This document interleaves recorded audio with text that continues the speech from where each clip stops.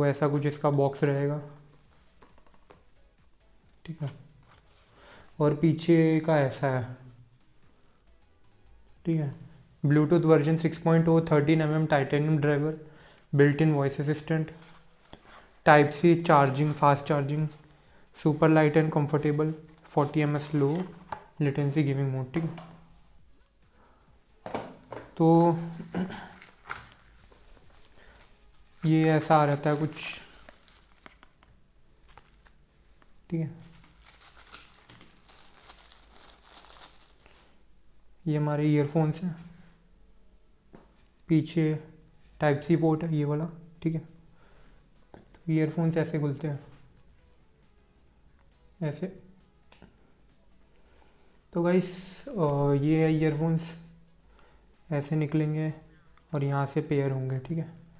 और गाइस इसमें pairing LED नहीं दी है, जो कि डिसएडवांटेज है। मेरे को लगा था कि पेयरिंग एलईडी होगा, क्योंकि यहाँ पे एक होल दिया हुआ है ना, को दिख रहा है होल, होल दिया हुआ है यहाँ पे, ठीक है। यहाँ पे होल दिया हुआ है, तो मेरे को लगा था यहाँ पे लाइट जलती होगी, पेयरिंग एलईडी होगी, लेकिन नहीं निकली, ठीक है। तो गाइस इसे भी मैं रिटर्न कर रहा हूँ, क्योंकि मेरे को पेयरिंग एलईडी वाली चाहिए ईयरफोन्स। बाकी इसका जो है साउंड टेस्ट में आपको क्या ही दिखाऊं, जो कि है अच्छा ही है सब कुछ, ठीक है। इसका बेस थोड़ा ट्रिगर से अच्छा है, ठीक है। इसका फिटिंग फिटिंग जो है कानों में फिट रहता है, जो वो बहुत अच्छा बढ़िया फिट है, ठीक है। मेरे कानों में बहुत अच्छा फिट हुआ था ये, ठीक है। और इजीली निकलता नहीं है। और यहाँ पे एक एलईडी जलती है, ठीक है, जो कि चार्जिंग एलईडी है। और बाकी गाइस इसमें पेयरिंग एलईडी नहीं दी है, जो ईयरफोन्स में होती है ना, दोनों ईयरफोन्स में एक पेयरिंग एलईडी होती है, वो इसमें नहीं दी गई है, ठीक है। बाकी गाइस इसका साउंड क्वालिटी अच्छा है, कोई कॉम्प्रोमाइज़ नहीं है साउंड क्वालिटी में। बेस भी अच्छा है, साउंड क्वालिटी भी अच्छा है। आपको लेना है तो ले सकते हो, ब्लूटूथ वर्जन 6 के साथ आता है। बाकी इसके जो डिसएडवांटेज है उसके बारे में बात करता हूँ, ठीक है। पहला डिसएडवांटेज ये है, एक्चुअली ना इसको जब ओपन करते हैं ना, इसमें ना ये वाला एरिया है, ये वाला ऊपर वाला, जो इसको कह सकते हैं कैप भी कह सकते हैं इसकी, इसमें बहुत होलोनेस है। होलोनेस समझते हो, खालीपन है, खोखला है इसके अंदर। तो गाइस ये जो ईयरफोन है ये ऊपर नीचे होते रहेंगे, मतलब एकदम चार्जिंग में, जैसे आप चार्जिंग पे लगाए और आपने ऐसे टेढ़ा करके रख दिया, ऐसे ऐसे करके रख दिया नीचे, ठीक है, ऐसे करके उल्टा करके रख दिया अगर आपने नीचे, तो पॉसिबिलिटी है कि आपका ईयरफोन्स नीचे नीचे स्लाइड हो जाए, या नीचे की तरफ स्लाइड हो जाए और चार्जिंग पोर्ट से थोड़ा बाहर आ जाए, ठीक है।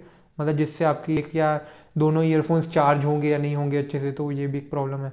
और दूसरा डिसएडवांटेज ये मैंने आपको बता दिया कि कहीं आप वॉकिंग करने जा रहे हो और आपका ईयरफोन्स बंद हो जाए, तो आपको ये केस चाहिए होगा फिर से ऑन करने के लिए। मैंने इनकी वेबसाइट पे भी पढ़ा था, हैमर की वेबसाइट में, आपको यहाँ पे दिखा रहा हूँ मैं, ठीक है, पेज दिखा रहा हूँ। इन्होंने लिखा है कि अगर आपका मैनुअली भी ऑन करना तो कर सकते हो मल्टी फंक्शन बटन से, लेकिन ये वाले ईयरफोन्स नहीं हो रहे हैं, ठीक है। इसमें पेयरिंग एलईडी भी नहीं दी है, और ये ईयरफोन्स को आप ऐसे दबा के ऑन नहीं कर सकते, ठीक है। ऐसे दबा के ऑन नहीं कर सकते, इसको वापस केस में डालना होगा, ठीक है।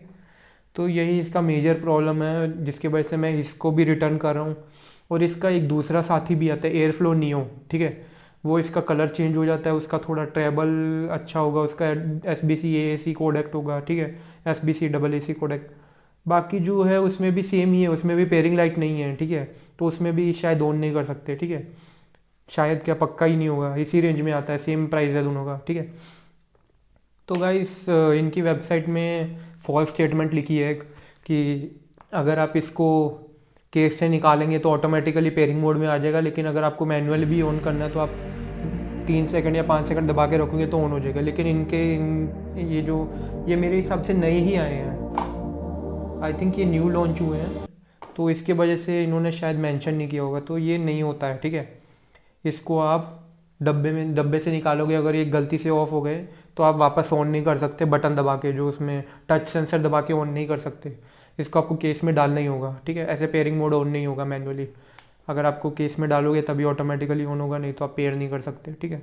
तो इसमें मेजर डिसएडवांटेज यही है, ठीक है। बाकी इसीलिए मैं इसको रिटर्न कर रहा हूँ। इसका साउंड क्वालिटी अच्छा है, ठीक है, बाकी सब अच्छा है। इस प्राइस रेंज में बहुत अच्छी हेडफोन्स है, you can go for it, ठीक है। बाकी मैंने जो नई ईयरफोन्स अभी ऑर्डर की है वो है गो बोल्ट के Z40 V2, ठीक है।